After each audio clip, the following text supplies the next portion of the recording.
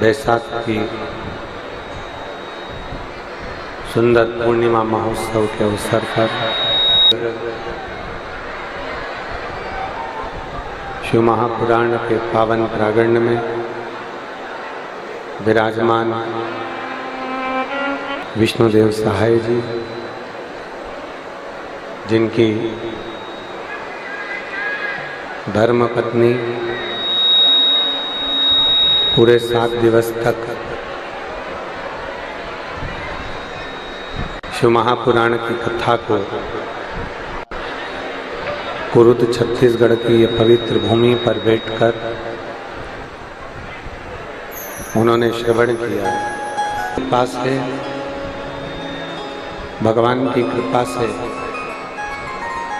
आप सब देवाधिदेव महादेव की यह पवित्र कथा को श्रवण करने के लिए विराजमान हैं, बैठे हैं। तो यह मानकर चलें कि यह शिव की ही कृपा है। बाहर की आवाज खुलवाओ, पब्लिक की। महादेव की ही करुणा है, कृपा है और उनकी उदारता है। क्योंकि शिव कृपा के बिना, भगवान देवाधिदेव महादेव की करुणा के बिना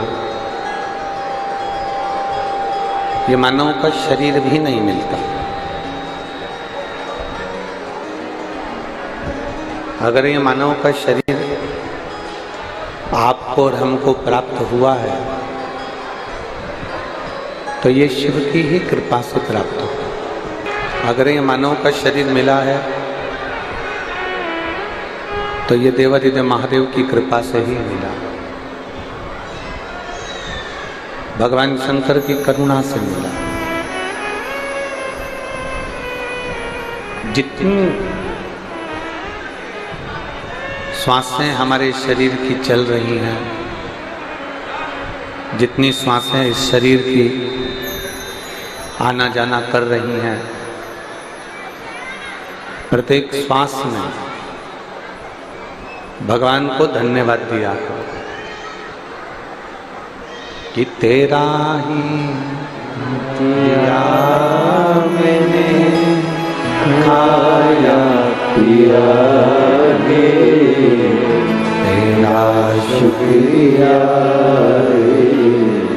तेरा शुक्रिया रे, मुझे भोले बाबा ने बहुत दे दिया रे, तेरा शुक्रिया रे, तेरा शुक्रिया है। ये जायदाद दी है, ये औलाद दी है, मुसीबत में हर वक्त इमदाद दी है, तेरा ही किया मैंने खाया पिया रे, तेरा शुक्रिया रे, तेरा शुक्रिया रे। ये मानव का अगर शरीर मिला है, मनुष्य की देह अगर प्राप्त हुई है तो भगवान देवाधिदेव महादेव को साधुवाद दो, उनको धन्यवाद दो कि आपकी कृपा से ये मिला। बहुत सारे लोग आएंगे आज कथा में जो आपको कथा नहीं सुनने देंगे। उसका कारण यह है, अगर आप कथा सुन लेंगे तो शंकर भगवान को आपको झोली भरना ही पड़ेगी, इसलिए उसमें अर्चन उत्पन्न करता है। तो आज बहुत सारे लोग ऐसे आएंगे तो चिल्लाएंगे, स्वयं भी कथा नहीं सुनेंगे और दूसरे को भी नहीं सुनने देंगे। इसलिए ऐसे लोगों पर ध्यान न देते हुए आप लोग रात भर के जग रहे हो, पूरी रात हो गई आप लोगों को इस पंडाल में पड़े पड़े 200-500 रुपये खर्च कर आए हो, अच्छे से कथा सुनो, शिव कथा कर रहे हो। भगवान शंकर का संवाद कर रहा है। बड़ी मुश्किल से शिव पुराण मिलती है, बहुत मुश्किल से। और इतनी मुश्किल से ये शिव महापुराण की कथा मिलती है, कहीं आपके और हमारे भाग्य आज बैसाखी पूर्णिमा के आनंद में कुछ भगवान ने बहुत बड़ा पुण्य करा होगा जो एक पवित्र कथा आप और हमको मिल गई। पार्वती जी स्वयं भगवान शंकर से प्रार्थना कर रहे हैं। माँ गौरी भगवान शंकर से निवेदन कर रहे हैं कि मान लो कोई कारणवश किसी व्यक्ति की माता प्राण छोड़ देती, बहुत सावधानी से सुनना, गौरी शंकर शिव पुराण है, सावधानी से और दिल लगाकर सुनिए। मान लो किसी बच्चे की माता प्राण छोड़कर चली जाती है, किसी का पिता प्राण छोड़कर चला गया, उसका कोई है ही नहीं, तब उस जगह पर उसका भरण पोषण करने वाला कौन हो, उसको संभालने वाला देवादिदेव महादेव माँ गौरा को इस प्रश्न का उत्तर देने से पहले मौन हो जाता है, चुप चुप स्तुप्त हो। और शिव जी एकदम मौन हो गए, शंकर भगवान एकदम स्तुप्त हो गए। मौन होकर मेरे देवादिदेव महादेव बैठ गए। कुछ क्षण के बाद भगवान शंकर ने माता पार्वती जी से कहा, पार्वती चलो मैं तुम्हें कैलाश पे से उतार कर आज काशी की यात्रा कराता।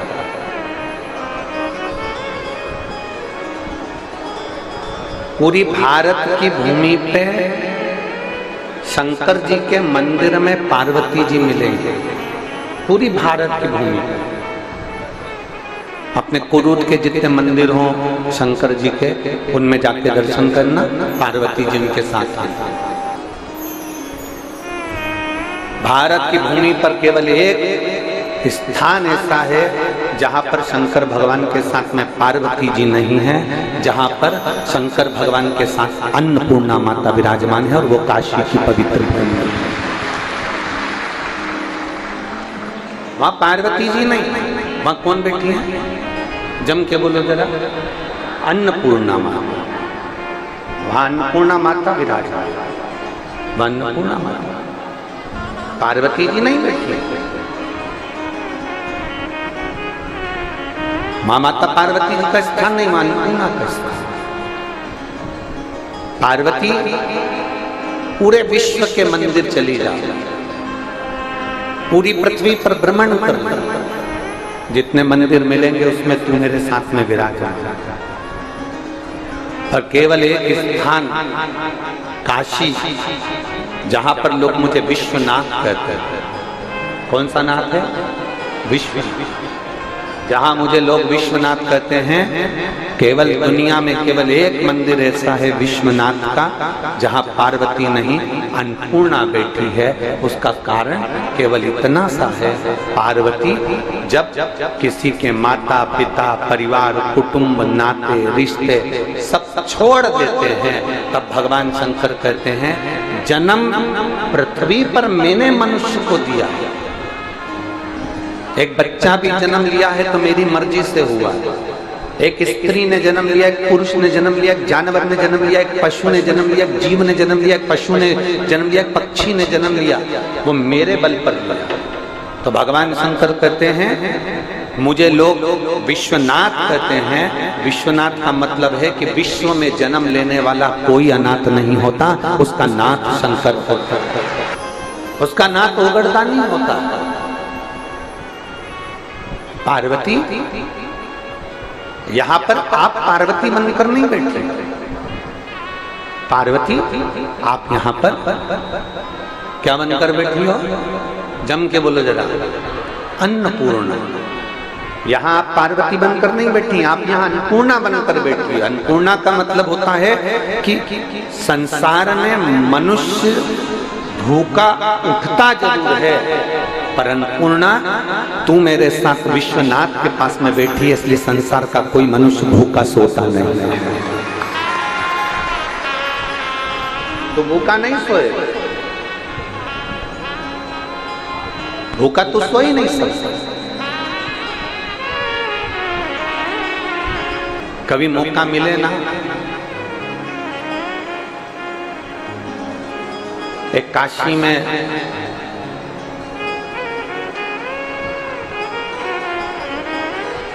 दीपावली के दूसरे दिन अन्नपूर्णा का खजाना लुटाया दिया गया। और कभी मौका मिले तो कुबेरेश्वर धाम पर, जिसका नाम कुबेर भंडारी है, कुबेरेश्वर है सीहोर में, कभी मौका मिले तो दीपावली के दूसरे दिन वहां से भी खजाना दिया जाता है। ये दोनों खजाने एक ऐसे खजाने हैं जिसको लाल वस्त्र के अंदर अपनी अलमारी में अगर रखा जाए, कंगाल से कंगाल व्यक्ति भी एक ना एक दिन धनपति होता है। तो केवल एक ही दिन मिलता है। अन्नपूर्णा का खजाना काशी में, कुबेर भंडारी का खजाना। मृत्यु लोक में जन्म लेने वाला कोई मनुष्य अनाथ नहीं है। कई माताएं कह देती है मैं तो अकेली पड़ गई, नहीं। कई बच्चे कह देते हैं गुरुजी हमारा कोई नहीं है, हम अकेले।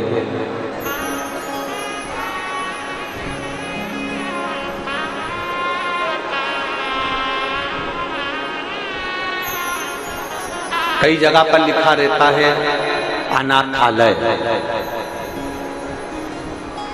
कई जगह पर लिख देते हैं लोग अनाथालय, पर हम हाथ जोड़कर निवेदन करते हैं अनाथालय लिखने की जगह लिखो कि विश्वनाथ का घर, अनाथालय नहीं। यहाँ पर आप पालन कर रहे हो ना बच्चे का, यहाँ बच्चे का पोषण कर रहे हो, पालन कर रहे हो, तो वो अनाथ कैसे हो सकता है? वो बैठा है जिसके मस्तक पर तेरा हाथ रखा हुआ, वो दुख कैसे पा सकता है?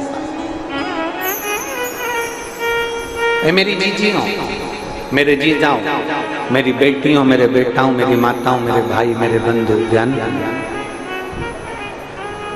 फ्रिज के अंदर मिठाई रख दो सड़ेगी क्या? फ्रिज के अंदर दूध रख दो सड़ेगा क्या? मलाई रख दो सड़ेगी? श्रीखंड रख दो सड़ेगा? सब्जी रखा सड़ेगा? नहीं। फ्रिज के अंदर रखा है तो नहीं सड़ेगा। फ्रिज के बाहर होगा तो इतनी तेज गर्मी पड़ रही है वो सड़ा जाएगा। उसी तरह ये शिव महापुराण का पंडाल नहीं है, ये फ्रिज है। इसके अंदर जो आकर बैठ जाता है वो संसार में सड़ता नहीं है।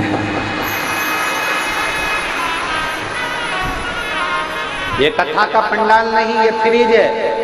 इस फ्रिज में जो आकर बैठ गया वो संसार में नहीं सड़ेगा। नहीं तो गर्मी बहुत पड़ रही है अहंकार की, गर्मी बहुत पड़ रही लोभ की, गर्मी बहुत पड़ रही वासना की, तृष्णा की, आसक्ति की, अहमता की, झूठ की, प्रपंच की। ये गर्मी पड़ रही है, ये गर्मी इस आत्मा को सड़ा देगी। इसलिए इस शरीर को, इस मन को शिव की कथा में जरूर लेकर शंकर के पंडाल में जाकर बैठो। और मेरा निवेदन है जो 7 दिन से इस पंडाल के अंदर रात रात भर पड़े हुए हैं, भगवान की भक्ति में डूबे हुए हैं, उनसे पूछना कि पंडाल में रहने का सुख क्या होता है, भगवान उनकी झोली खुशियों से भरता है कि नहीं भरता, वो पूछो। और हमसे पूछता है कि गुरुजी शिव महापुराण का सबसे ज्यादा फल कब मिलता है? हम उनसे कहते हैं अपना धन, अपनी चेन, मंगलसूत्र, मोबाइल, पर्स सब घर छोड़ो। भले तुम 5-6 दिन अपने घर में रहो, मना नहीं है, पर भले तुम यजमान हो, एक रात्रि तुम कथा के पंडाल में दरी बिछाकर सोकर देखो, उसका आनंद क्या है, उसका सुख क्या होता है। श्रीमद् भागवत में तो लिखा हुआ है, भागवत के नियम में, कि दरी बिछाकर सोना चाहिए, एक समय फलाहार एक समय भोजन करना चाहिए, फिर ऐसा करना चाहिए। श्रीमद् भागवत में बहुत सारे नियम बताए हैं। शिव महापुराण का कोई नियम नहीं है। शिव महापुराण का केवल एक नियम है कि जिस मन से, जिस भाव से, जिस दिल से आप शंकर के भक्त की सेवा कर सकते हो, उस भाव से करो। और शिव महापुराण की कथा को पंडाल में रहकर एक रात्रि विश्राम कर कर, एक रात्रि विश्राम क्यों? शिव महापुराण की कथा कहती है, काशी में एक रात्रि रुकोगे, सोमनाथ में एक रात्रि रुकोगे, महाकाल में एक रात्रि रुकोगे, ओंकारेश्वर में एक रात्रि रुकोगे।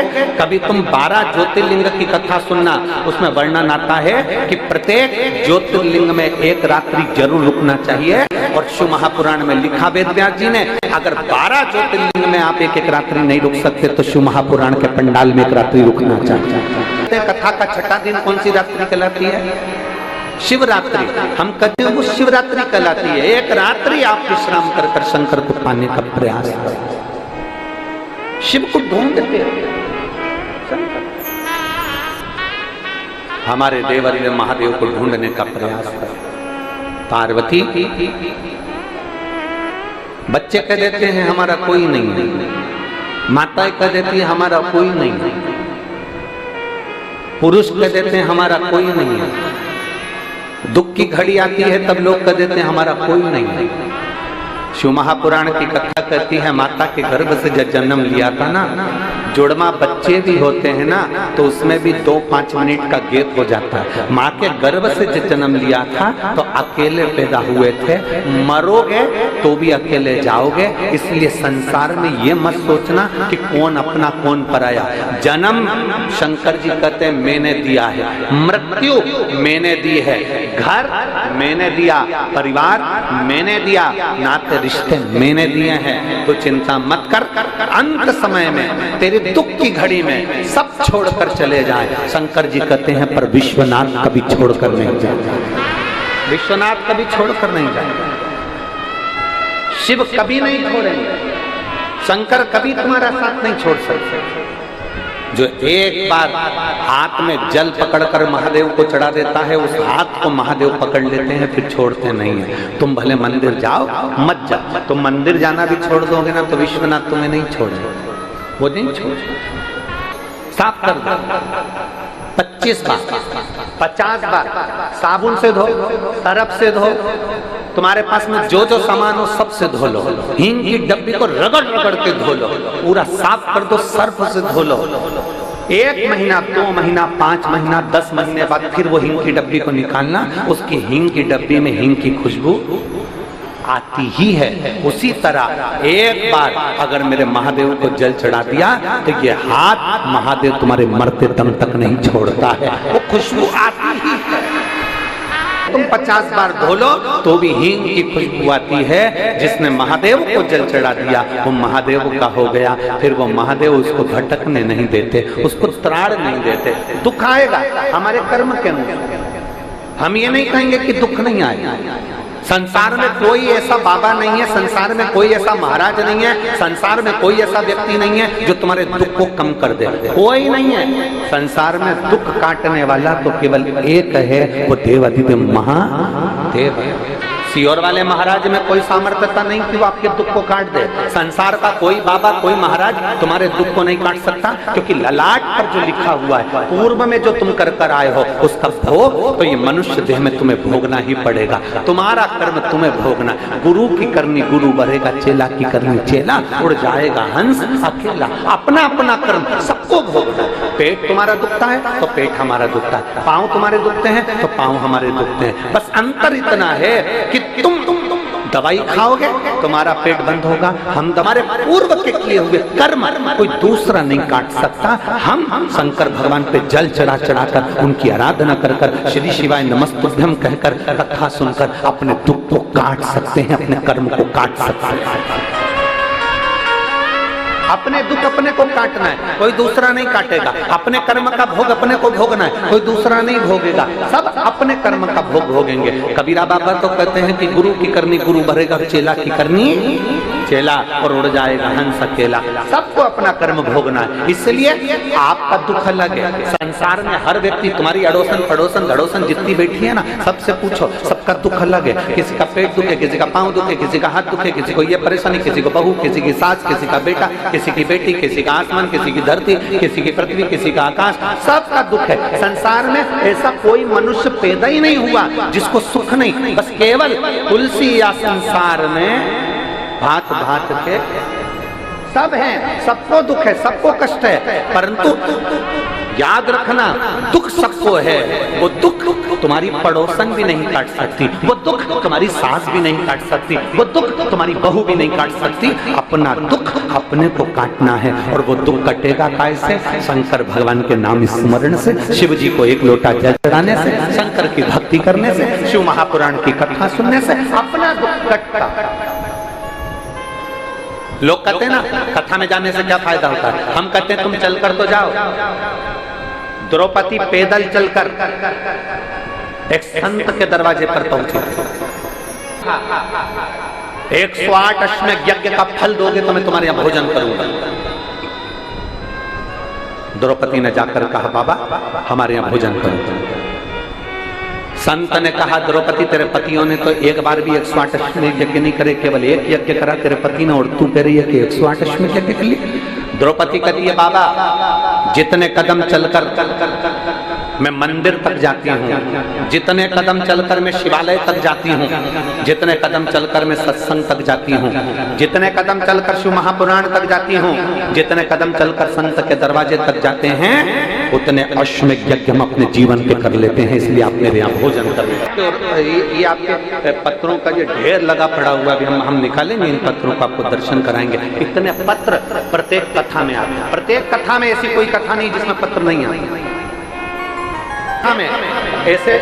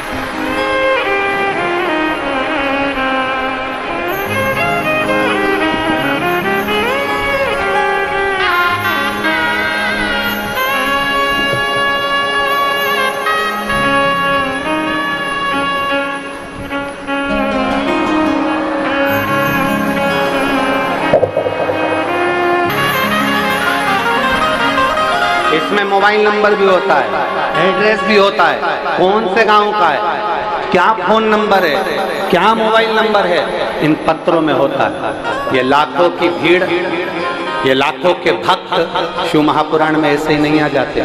बैठ कर जब वो बाबा से झोली पसार कर प्रार्थना करते हैं तो अगली कथा में उनका भी पत्र वही मिलता है मंच के ऊपर। व्यास त्रिकालदर्शी है, कैलाशी है, वो शंभु है। उसको पहचानना, उसको जानना बहुत कठिन है। मेरी कुरुद की जीजियों, श्रीधर परिवार, श्रीमती कमला देवी, श्री रतन जी शर्मा, श्री प्रकाश जी शर्मा और श्रीधर परिवार इस कथा को करवाया है। इनका तो भाग्य प्रबल है जो ये कथा ये करवाएं, पर उससे ज्यादा भाग्य आप सबका प्रबल है। कोई महाराज तुम्हारा दुख काट नहीं सकता, अपना दुख अपने को काटना है, अपना भोजन अपने को करना है, अपना पानी अपने को पीना है, अपनी दवाई अपने को खाना है, तो अपना दुख अपने को काटना है। और वो दुख केवल भगवान के नाम के सिवाय कलियुग केवल नाम तो सुमर सुमर नर उतरहि। नाम के आधार पर दुख कट सकता, आप जो भजन कर रहे हो, आप जो शिव महापुराण की कथा सुन रहे हो, आप जो कीर्तन कर रहे हो, आप जो मंत्र जाप कर रहे हो, लाखों की संख्या में बैठकर एक साथ श्री शिवाय नमस्तुभ्यम जब हम बोलते हैं, लाखों की संख्या,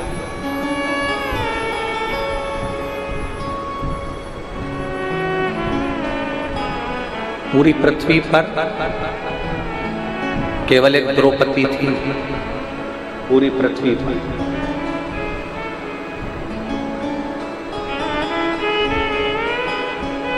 एक बार सत्यभामा जी ने रुक्मणी जी से कह दिया था, सत्यभामा जी ने रुक्मणी जी से कहा, रुक्मणी जी ये बताओ आखिर द्रौपदी का और कृष्ण का संबंध क्या है? ऐसा क्या संबंध कि द्रौपदी को दुख आता और कृष्ण दौड़कर चले जाते, द्रौपदी को तकलीफ आती और कृष्ण दौड़कर चले जाते? ये द्रौपदी और कृष्ण का संबंध क्या? वो मेरी बहन है, वो मेरी बहन है।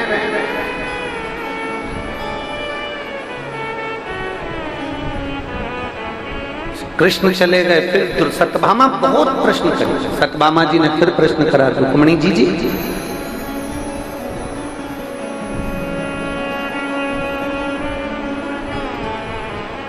ये द्रौपदी को थोड़ी सी भी अक्ल नहीं है क्या? क्यों? रजस्वला धर्म से 3 दिन का रजो धर्म था इसका, और इसने हमारे स्वामी को पुकार लिया, भगवान को बुलाया और भगवान ने जाकर इसका चीर बढ़ा दिया। रजो धर्म में तो स्त्री मंदिर नहीं जाती, सामान नहीं छूती, और इसने भगवान को पुकार लिया और भगवान जाकर उसका चीर बढ़ा दिया। जनपुरा दिल्ली, मोबाइल नंबर ये है। 2021 में कैंसर हो गया, डॉक्टर ने थोड़ा सा समय दिया, कह दिया कि कुछ समय क्या करें। हॉस्पिटल से इलाज करा कर आ रही थी कि किसी ने, ऑटो वाले ने कहा कि बहन जी क्या बीमारी हो गई? कहा कैंसर हो गया। कहा कि वो एक सीवर वाला महाराज कहता है कि आप कैंसर का इलाज कराओ, दवाई लो, डॉक्टर को दिखाओ, जांचें कराओ, और साथ में शिव पर विश्वास कर कर शंकर जी के मंदिर में जाकर 1 लोटा जल चढ़ाकर उसका आचमन करो और बेलपत्र। कहा नहीं। उस ऑटो वाले के वचन पर विश्वास कर कर डॉक्टर ने थोड़ा सा समय दिया था। हम सीहोर चले गए, वहां से रुद्राक्ष लिया है, जल में उसको रात भर गलाते, शिव जी को चढ़ाते, बेलपत्र खाना प्रारंभ करा, और दूसरी बार फिर वापिस बाबा से विनय कर कर डॉक्टर को दिखाने के लिए गई, और बाबा से कहकर गई, बाबा डॉक्टर ने थोड़ा सा समय दिया है, अगर मेरा कैंसर ठीक हो गया 5 पंडाल बैठकर कथा सुनूंगी। और बाबा की कृपा से दूसरी बार जांच जब दिल्ली में कराई कैंसर हॉस्पिटल में, तो कैंसर पूर्ण तरह से स्वस्थ था। कैंसर ठीक हुआ। मैं कोसी कला गई, फरीदाबाद गई, ग्रेटर नोएडा गई, मेरठ गई, 5 स्थान पर मैंने शिव महापुराण की कथा सुनी और बाबा से प्रार्थना करी।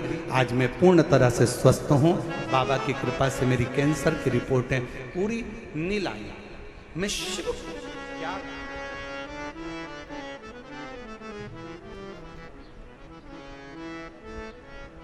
आप शंकर की स्तुति, शिव का गुणगान, शिव की स्तुति, शिव का भजन, शिव का स्मरण, आपके घर के नजदीक में जो शिवालय हो, आपके घर के पास में जो शंकर का मंदिर हो, सबसे पहले वहां जाना प्रारंभ करो।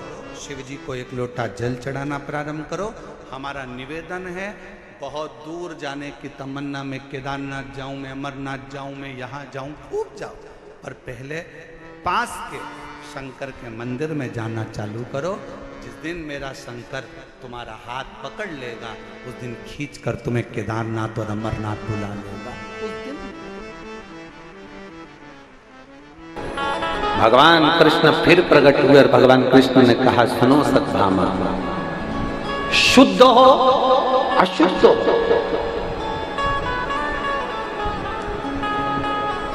किसी भी अवस्था में, स्वस्थ हो अस्वस्थ हो, घर में सो रहे हो कि पलंग पर सो रहे हो कि हॉस्पिटल में सो रहे हो, किस अवस्था में हो, परमात्मा भगवान कृष्ण कहते हैं, मैं ये नहीं देखता कि आप शुद्ध हो कि अशुद्ध हो, मैं तो ये देखता हूं कि आपने मुझे दिल से पुकारा है, और पुकारा है तो मुझे जाना है।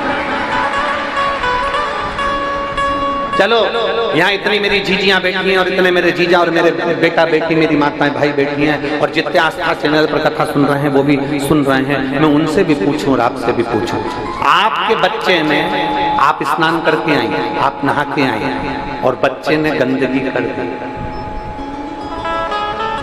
खूब रो रहा, गोदी में लोगी कि नहीं लोगी? अरे बोलो तो जम जाए। उसकी गंदगी साफ करोगी कि नहीं साफ करने के लिए? बच्चा कितना भी रोते रहे, कोई साफ करने के लिए नहीं आएगा। छोटा सा बच्चा, तुम नहा के आई और छोटे से बच्चे ने अपनी गंदगी कर दी, उसने उसके कपड़े को बिगाड़ दिया। माई उसने कपड़ा उसको साफ करा और उसको कपड़ा दूसरा बदल दिया, कोई दूसरा नहीं। या तो माँ साफ करेगी या बाप साफ करेगा, पिता उसको संभाल लेगा। वो कहेगा तू जा, तू अभी स्नान करके आई ना, जब पूजन कर ले और फिर कर ले। नहीं, मैं साफ कर लूंगी।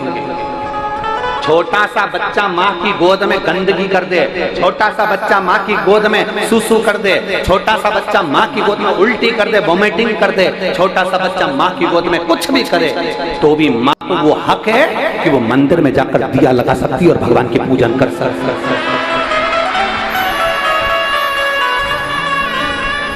माँ को वो हक है। अपने बच्चे की गंदगी साफ करने वाली माँ मंदिर में जा सकती है, पूजन कर सकती है, आराधना कर सकती है। एक बार गंदगी करी और तुम वापस नहाने जाओगे क्या? अरे बोलो तो जम के। फिर बच्चे ने गंदगी कर दी, फिर नहाने जाओगे क्या? नहीं। बच्चा गंदा हो गया तो माता पिता ने उसके कपड़े साफ करे, माता पिता ने उसको संभाल लिया। उसी तरह भगवान कृष्ण कहते हैं, अगर संसार का मनुष्य किसी भी अवस्था में, अच्छी बुरी किसी भी अवस्था में मुझे पुकारता है, तो भगवान कहते हैं मैं जगत का बाप हूँ, मेरा नाम जगन्नाथ है, मुझे जाना पड़ता है। बाप हूँ विश्वनाथ हूँ, मुझे जाना पड़ता है। जगत का बाप हूँ द्वारका नाथ हूँ, मुझे जाना पड़ता है। जगत का बाप हूँ बद्रीनाथ हूँ, मुझे जाना पड़ता है। जगत का बाप हूँ केदारनाथ हूँ, मुझे जाना पड़ता है। जगत का बाप हूँ सोमनाथ हूँ, मुझे जाना पड़ता है। मैं जगत का बाप हूँ, मेरा बच्चा जिस अवस्था में पुकारेगा मुझे जाना पड़ेगा, जिस अवस्था।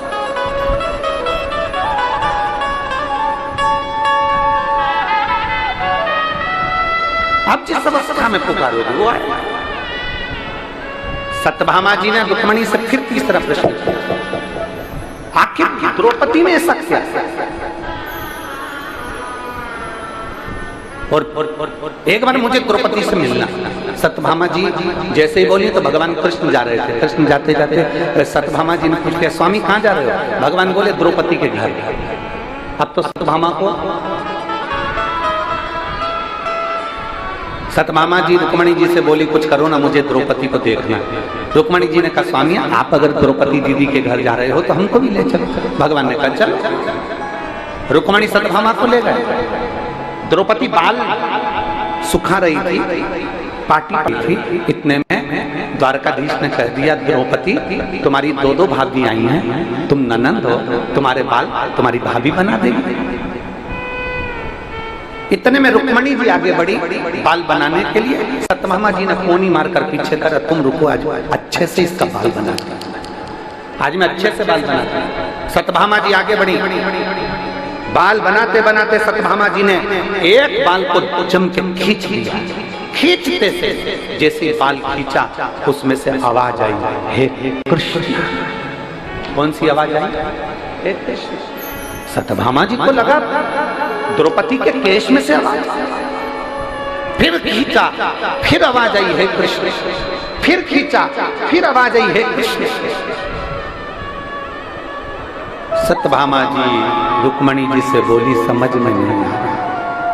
सत्यभामा जी बोली रुक्मणी जी से समझ में नहीं आ रहा, मैं बाल खींचती हूँ और उसमें से हे कृष्ण आवाज आती है। तब भगवान कृष्ण प्रकट होकर बोले, सुनो सत्यभामा, पूरी पृथ्वी पर कोई संत, कोई साधु, कोई महात्मा, कोई जोगी, कोई सन्यासी, कोई तपस्वी इस संसार में जन्म नहीं लिया जिसने एक दिन में 3.5 करोड़ बार मेरा नाम लिया हो। केवल एक द्रौपदी है जो 3.5 करोड़ बार मेरा नाम लिया।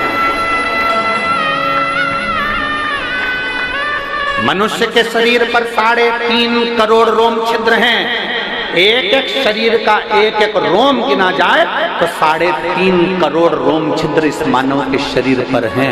ये 3.5 करोड़ रोम छिद्र मनुष्य को केवल एक दिन में 3.5 करोड़ बार मेरा नाम लेने के लिए दिया है। पर मनुष्य खाने में, भोग में, विलास में इतना डूबा रहता है कि वो 3.5 करोड़ बार मेरा नाम नहीं ले पाता। केवल संसार में एक द्रौपदी ऐसी है जो एक दिन में 3.5 करोड़ बार मेरा नाम लेती है, इसलिए मैं दौड़कर इसके पास आ। केवल एक द्रौपदी है जो 3.5 करोड़ बार मेरा नाम लेती है। सत्यभामा जी हाथ जोड़कर खड़ी हो गई, हम भी आपका 3.5 करोड़ बार नाम नहीं ले पाते, हमारे लिए कोई आज्ञा करो कि हमको 3.5 करोड़ बार नाम का फल प्राप्त हो जाए, ऐसे कुछ कृपा कर दो। भगवान कृष्ण ने कहा, द्रौपदी उस सत्यभामा को कुंभज ऋषि की कथा सुनाने ले गए थे। मेरे भोले बाबा अमरनाथ की गुफा में पार्वती को कथा सुनाने ले गए थे। अगर 3.5 करोड़ बार मंत्र का, जाप का, नाम का फल पाना है तो किसी शिव महापुराण की पंडाल में जाकर बैठ जाओ, जितने भक्त नाम लेंगे उसका सारा पुण्य आप और हमको प्राप्त हो। 3.5 करोड़ बार आप इतने सारे भक्त मिलकर जब श्री शिवाय नमस्तुभ्यं कहते हो, ओम नमः शिवाय कहते हो, नमः शिवाय कहते हो, राम नाम बोलते हो, कृष्ण नाम बोलते हो, भगवान का नाम बोलते हो और भजन में ताली बजाते हो तो वो शब्द टूटता है। अब ये इतने लाख लोग, 10 लाख, 8 लाख लोग एक साथ, अगर 10 लाख लोग एक बार में नाम बोलेंगे तो 10 लाख नाम तो हो गए, और 10 लाख लोगों ने 5 बार नाम बोला तो 50 लाख हो गए, और 50 लाख लोगों ने ताली बजाकर मंत्र का जाप करा तो वो शब्द टूटा। टूटने के बाद 3.5 करोड़ रोम छिद्र में समाहित हो जाता है। 3.5 करोड़ रोम छिद्र में समाहित होता है। लोग पूछते हैं कि शिव महापुराण की कथा में जाने से हमारा काम क्यों हो जाता है? शंकर जी की कथा में पहुंचे हमारी बीमारी कम हो गई, शंकर जी की कथा में पहुंचे हमारा घुटने सही हो गए, शंकर जी की कथा में पहुंचे हमारी पीठ सही हो गई, शंकर जी की कथा में पहुंचे हमारी बहू को बेटा हो गया, शंकर जी की कथा में पहुंचे तो हमारी बीमारियां ठीक हो गई। उसका कारण क्या होता है? उसका केवल एक कारण है कि शंकर की कथा में ये 3.5 करोड़ रोम छिद्र का शरीर जब भगवान के मंत्र जाप में डूबता है, जैसे तालाब में नहाओगे तो पूरे कपड़े भी गीले होंगे और शरीर भी गीला होगा, बाल भी गीले होंगे, उसी तरह शिव महापुराण की कथा में जाओगे तो ये पूरा शरीर भगवान की भक्ति में गीला हो जाता है और हमारा दुख समाप्त। 21,600 श्वास प्रतिदिन निकल रही है, उस श्वास में शंकर का नाम मूल हो।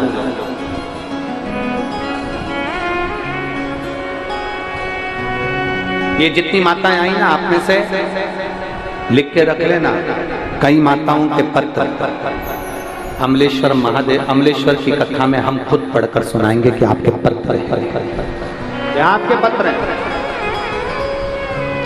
अगर दिल से कथा सुनिए और विश्वास के साथ सुनिए, भरोसा कर कर सुनिए कि मुझे मेरे बाबा से मतलब है, मेरा बाबा मेरा काम करेगा, मतलब भरोसा पक्का है।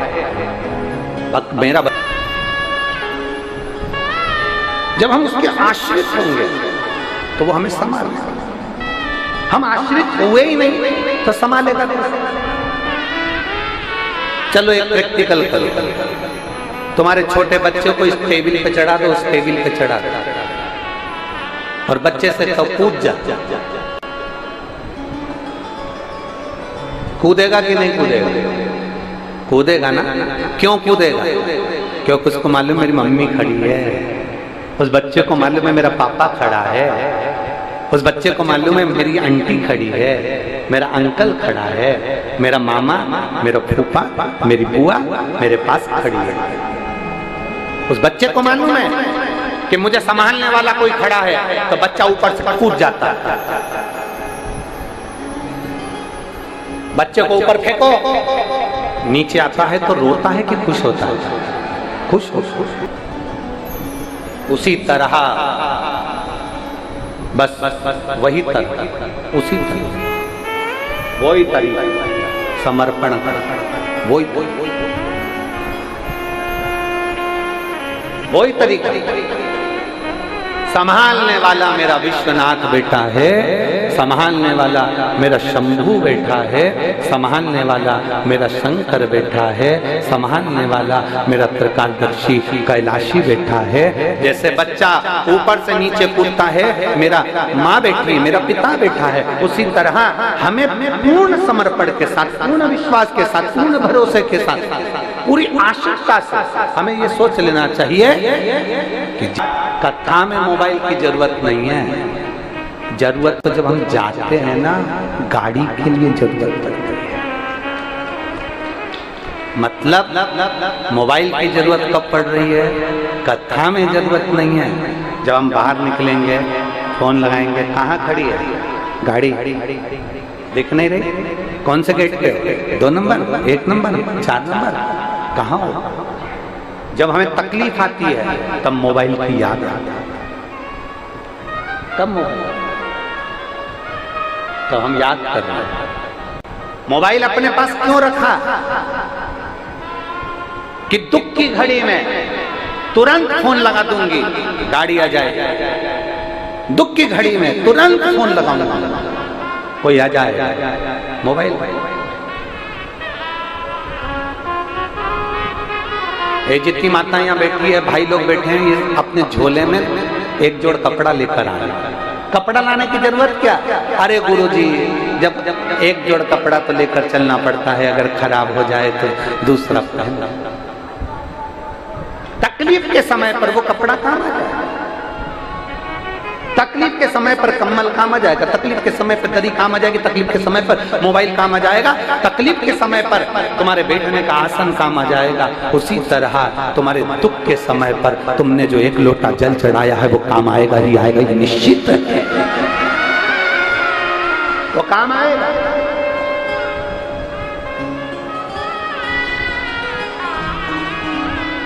एसी का रिमोट अपने हाथ में रखो तो एसी बंद कर सकते हो, टीवी का रिमोट अपने हाथ में रखो तो टीवी बंद कर सकते हो, गाड़ी का रिमोट अपने हाथ में रखो तो गाड़ी बंद कर सकते हो। उसी तरह 1 लोटा जल अपने हाथ में रखो तो अपने दुख का अंत कर सकते हो।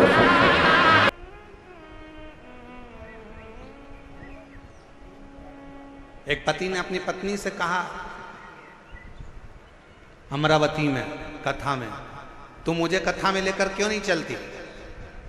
तो पत्नी अपने पति से बोली, सियोर वाले बाबा बोलते हैं जो कीमती चीज है उसको घर छोड़कर आओ। तो पति ने कहा कीमती चीज तो सोना चांदी होती है। पत्नी कहती है मेरी कीमत तो तुम हो, तुम इतने कीमती हो इसलिए तुम्हें घर छोड़कर कथा में चली जाती, तुम गोल्ड से भी कीमती हो। कथा का लिख कर भेजोगे कि हमने कथा सुनी थी और मेरे बाबा ने मुझे ये दिया। क्या देगा, कैसे देगा, कब देगा, ये उसकी मर्जी।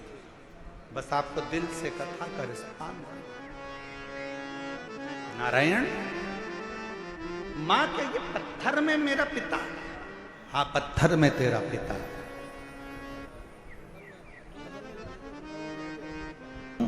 ना मानो तो बहता, आप मानो तो गंगा है, ना मानो तो बहता पानी।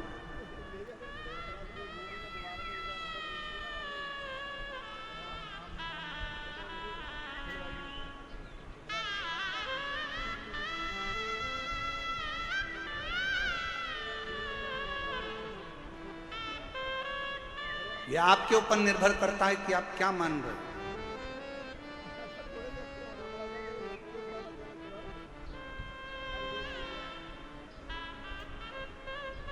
ये आपके ऊपर निर्भर करता है कि आप क्या मानकर चल रहे हो। शिव को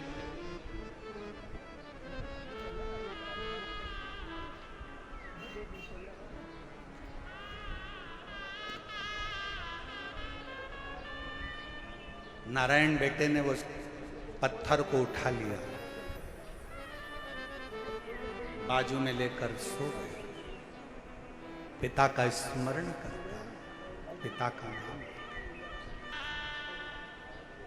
कभी मौका लगे जिंदगी में, कोई भूखा है, प्यासा है, किसी को जरूरत है, उसकी हेल्प करो। हमने एक बात कही थी कथा में, आप लोगों के स्मरण में है कि नहीं है वो हमें को नहीं।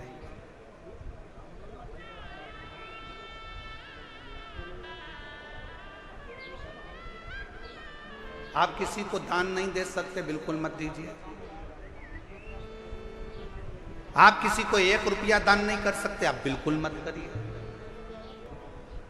शिव महापुराण की कथा कहती है, आप अपनी कमाई का 1 अंश भी किसी को दान नहीं कर सकते, बिल्कुल मत करो। दूसरे महाराज आपसे कहेंगे कि 1 अंश दान करो, पर हम कहते हैं बिल्कुल आपका मन नहीं है, बिल्कुल मत करो। पर अपनी कमाई का कम से कम 1 अंश अपने खुद के ऊपर खर्च तो करो। बेटा एप्पल का मोबाइल चला रहा है और बाप कमाते कमाते दुकान पर पूरी जिंदगी निकाल दिया, कीपैड में पूरा जीवन निकाल देता। बेटा जीन्स और टी शर्ट पहनकर घूमता है, बच्चे अलग अलग अलमस्ती में घूमते हैं, नई नई गाड़ियों में घूमते हैं, और बाप कमा कमा कर अपनी जिंदगी का 1 अंश जोड़ते जोड़ते मर जाता। आप अपने ऊपर तो खर्च करो। तो किसी को 1 रुपया। निवेदन है, आपके घर के अंदर आपके भाई, आपकी बहन, आपका परिवार, आपके रिश्तेदार कोई दुखी हैं, किसी को शिक्षा की जरूरत है, अपनी कमाई में से थोड़ा सा अंश निकाल कर किसी बच्चे को पढ़ाने का प्रयास करना। एक बार अपने बेटे को पढ़ाना और एक बार दूसरे के बेटे को पढ़ाना। जो दूसरे का बेटा पढ़ गया ना, तुम्हारे एहसान को जिंदगी भर नहीं भूल पाएगा। एक ना एक दिन तुम्हारे लिए आगे बढ़कर सामने। अपनी कमाई का 1 अंश निकालकर, कोई बीमार है, अपने परिवार में, अपने कुटुंब में, अपनी कॉलोनी में, अपनी सोसाइटी में, अपने मोहल्ले में, अपने क्षेत्र में कोई बीमार है, उसके लिए खर्च कर देखिए। मत दो किसी को 1 रुपया। किसी को देने की जरूरत नहीं, तुम्हारा पैसा तुम्हारे पास रखो, पर किसी जगह पर पहले तो अपने ऊपर खर्च कर कर देखो, फिर किसी अन्य पर जो तुम्हारे परिवार का अंश है, तुमसे जुड़ा हुआ है, कोई तो तकलीफ है तो उसकी तकलीफ को मिटाए। तकलीफ। शिव कथा कर रही है, नारायण अपने भगवान शंकर के उस शिवलिंग को अपने पास में, कंकर को, पत्थर को अपने पास में लेकर सोता है। माँ भोजन देती है, अपने पिता को भोग लगाता है। माँ कोई वस्त्र देती है, अपने पिता को वस्त्र दे देता है। स्नान करने जाता है तो पात्र को रखकर उसी से स्नान उसको भी कराता है, वो खुद भी करता है। कभी कभी दिल कर जाता है तो उस कंकर को, उस पत्थर को नारायण अपने गाल से लगाकर याद कर कर रोता है। शिव कथा कहती है, नारायण सोमवार की अष्टमी की कथा कहती है, नारायण पाषाण को अपने गाल से लगाकर रो रहा। कभी मौका लगे ना, किसी के सामने जाकर मत रो। शिव कथा कहती है, सुनार, सुनार का काम है सोने चांदी के गहने को सुंदर बनाने का। सुनार का काम है सोने चांदी के गहने को सुंदर बनाने का। दर्जी का काम है कपड़ों को सुंदर बनाने का। माली का काम है बगीचे को सुंदर बनाने का। और शिव महापुराण का काम है जो उसकी शरण में आ गया उसकी जिंदगी को सुंदर बनाने। शिव महापुराण का काम ही यही है कि जो शरण में आया, जो पंडाल में बैठ गया, जो आया, कथा श्रवण करी, पंडाल में जगह नहीं मिले तो अपना छाता लगाकर 2 पानी की बोतल साथ में लेकर जहां मौका मिले वहां बैठकर जहां तक आवाज जाए वहां तक, जहां तक आवाज जाए वहां श्रवण करो। तब 5 बार, 7 बार, 11 बार, 21 बार तुम्हारा दिल करे उससे बोल कर फिर जाओ, विनय कर। शिवालय में जाओ, शंकर के मंदिर में जाओ, अपने घर के नजदीक में जो शंकर का मंदिर है सबसे पहले वहां जाना प्रारंभ करो, एक लोटा जल चढ़ाना प्रारंभ करो, वहां जाकर विनती करना प्रारंभ करो। जब दिल दुखे, मन दुखे, मन में कोई भाव उत्पन्न हो, तब उससे कहो जिससे कह सकते हो।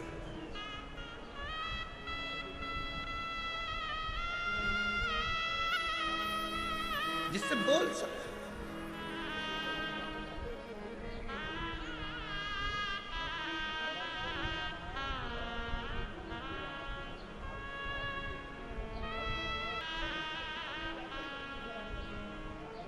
नारायण ने शंकर के उस कंकर को, पत्थर को, पाषाण को गाल से लगाकर रो रहा।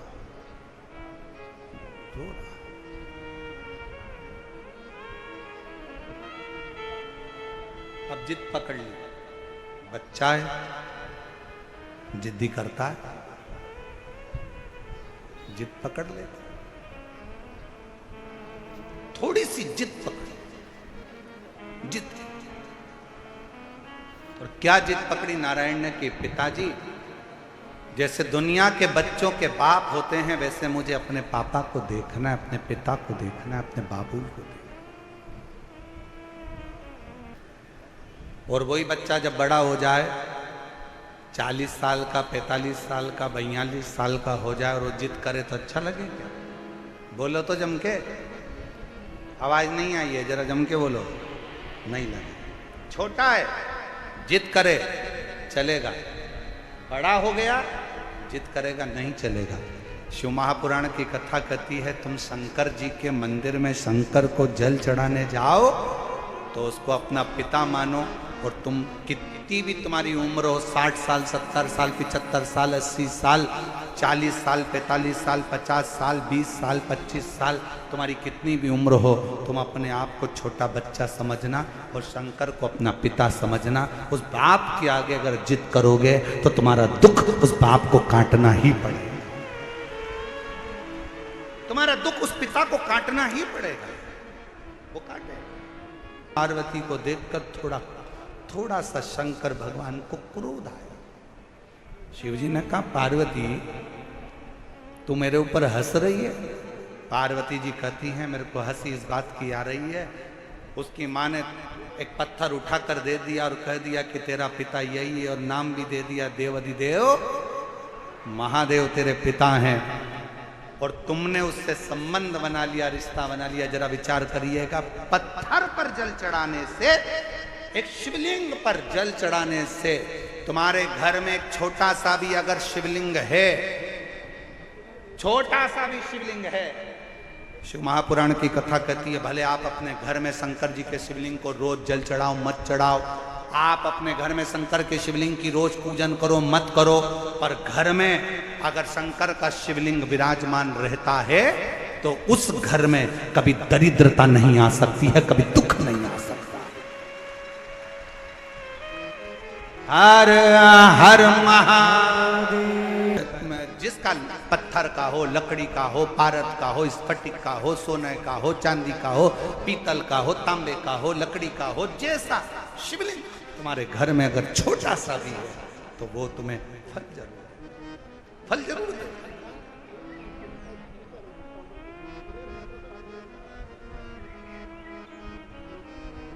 सबका किया है मेरा भी उद्धार कीजिए। आप भी बोलो, जितने बैठे हैं कथा के पंडाल में, जो बाहर भी बैठे हैं कथा के पंडाल से, जो बाहर बैठकर कथा सुन रहे हैं, वो भी बोले, महान करो उसको, नमन करो उसको, बार बार दंडवत करो। अब मुझे असली पिता से मिलना, मेरे दुनिया के जैसे पिता होते हैं, नारायण कहते हैं मुझे उस पिता से मिलना है। सोमवार की अष्टमी की कथा कर रही है, पार्वती जी मुस्कुरा रही हैं, शंकर जी को क्रोध आया है, पार्वती तुम मेरे ऊपर मुस्कुरा रही हो? पार्वती जी कहती हैं, एक पत्थर पर जल चढ़ाया है, एक पाषाण पर जल चढ़ाया है, और तुम्हारा नाम लेकर चलाया है, अब तुम क्या रिश्तेदारी निभाओगे? शंकर भगवान बोले, अगर कोई भूल से भी मेरा नाम लेकर एक पत्थर को उठाकर हाथ की हथेली पर रखकर भी जल चढ़ा देता है और मुझे पुकार लेता है। शंकर कहते हैं वो मेरा अपना पुत्र बन जाता है, पुत्री बन जाता है, मेरा अपना है। में पड़े हो तब तुम अपने शिवलिंग सामने भी नहीं है, अपने हस्त कमल पर शिवलिंग मुद्रा का निर्माण करो, शिवलिंग मुद्रा का। और शिवलिंग मुद्रा का निर्माण कर कर दिल से बाबा को मुस्कुराते हुए बड़े भाव से श्री शिवाय नमस्तु, श्री शिवाय नमस्तु। ये कथा जो दिल्ली निरंकारी मैदान में चल रही है, ये तो 27 तारीख को विराम हो जाएगी। 30 तारीख से 30 मई से 5 जून तक लातूर महाराष्ट्र में 2 बजे से 5 बजे तक जो शिव महापुराण की कथा होगी, उसमें शंकर जी की बेटियों के नाम से शिवपुत्री शिव महापुराण की कथा लातूर में होगी। उसमें शंकर जी की तीसरे नंबर की बेटी, क्या नाम है? श्यामली बारी। शंकर जी की कितनी लड़कियां हैं? 6। शिव जी की कितनी लड़कियां हैं? 6। जया, साथ में बोलो, जया, विषहरा, श्यामली बारी, दौतली, देव। और 6ठे नंबर की अश्विना में श्यामली बारी। जब लातूर में आप और हम शिवपुत्री शिव महापुराण की कथा को सुनेंगे लातूर से, दोपहर में 2 बजे से 5 बजे तक, 30 मई से 5 जून तक कथा का जब लाभ लेंगे, तो उसमें आप शंकर जी की तीसरे नंबर की बेटी श्यामली बारी का चरित्र सुनिए। श्यामली बारी क्या करती थी, आप उस कथा में जब श्रवण करेंगे लातूर में शिवपुत्री शिव महापुराण कथा में, श्यामली बारी क्या करती थी। एक असुर आया, असुर ने श्यामली बारी का जब हाथ पकड़ा, उसको ले जाकर एक कक्ष में बंधन बना दिया। बंधन, कक्ष में बंधन बना दिया। और शिव की पुत्री श्यामली बारी बंधन से मुक्त होने के लिए शंकर भगवान ने शिव जी का पूरा चरित्र उठाकर देखिए। शंकर भगवान की बेटियों के ऊपर जब जब किसी असुर ने संहार करना चाहा, किसी राक्षस ने शंकर की बेटी को छूना चाहा या शंकर जी की धर्म पत्नी को छूना चाहा, शंकर जी ने उसका अंत नहीं करा। स्वयं पार्वती जी को छुआ तो पार्वती जी ने अंत करा, और शंकर जी की बेटियों को छुआ तो बेटियों ने अंत करा। तथा अपनी बेटी को शिक्षा दो, शास्त्र पढ़ाओ, पर साथ में अपनी बेटी को शस्त्र की भी शिक्षा दीजिए कि वक्त पड़ने पर शस्त्र भी चला सके।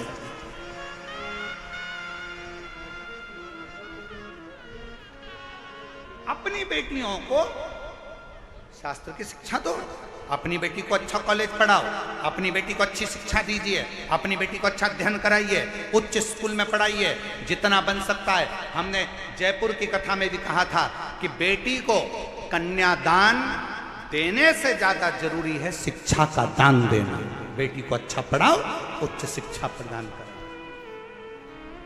कन्यादान जो दिया है वो हो सकता है कि एक ना एक दिन समाप्त हो जाए, पर शिक्षा का दान जो तुमने दिया है, बेटी को पढ़ाया लिखाया, वो शिक्षा एक दिन उस बेटी की जिंदगी में कभी ना कभी काम जरूर आएगी।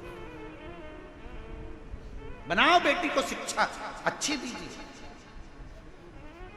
और बच्चों को लायक बनाओ, खूब लायक बनाओ, पर बच्चों को इतना लायक भी मत बना देना कि एक दिन वो माँ बाप को नालायक समझने लगे।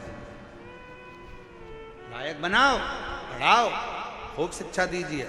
और जिस दिन बेटा कहने लगे पापा तुम्हें कुछ नहीं आता, मम्मी चुप बैठी रहो, पापा तुम बड़बड़ मत करो, चुप बैठे रहो, समझ लेना तुम्हारी शिक्षा किसी काम की नहीं है। तुमने शिक्षा तो दी, पर शिक्षा के साथ में संस्कार देना भूल गए थे। औलाद तुम्हारा पुत्र, ऑफिस में तुम्हारा रुआब है, नौकरी में तुम्हारा रुआब है, घर जाने के बाद तुम्हारी औलाद तुमसे कहे पापा तुम बैठे रहो, तुम्हें अक्ल नहीं है, मम्मी तुम चुप रहो, तुम्हारे को कुछ नहीं आता है, मम्मी चुप रहो, समझ लेना कि तुमने बच्चों को शिक्षा तो दी पर संस्कारों से जोड़ नहीं पाए।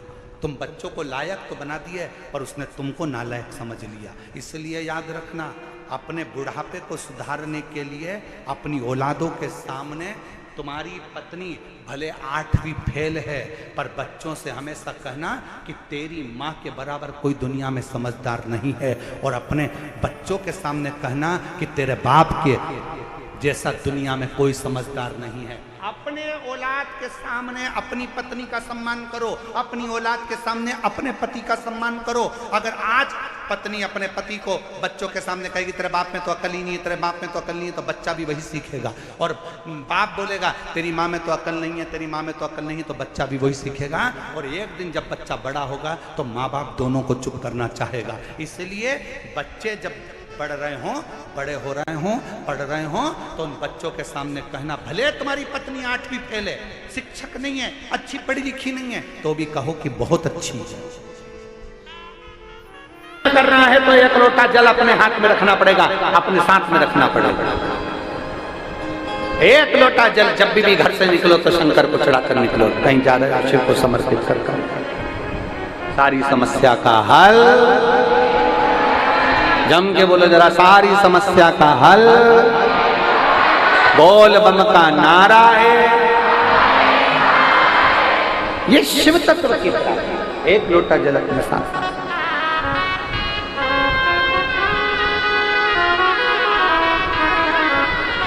जब जब जब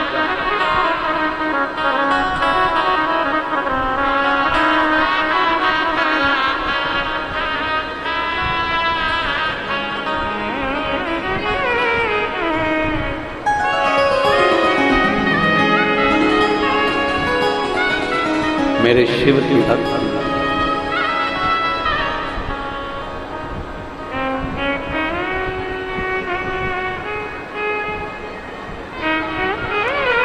दिल से जब हम रिझाएं तो मेरा महादेव मिलने में देरी नहीं करता।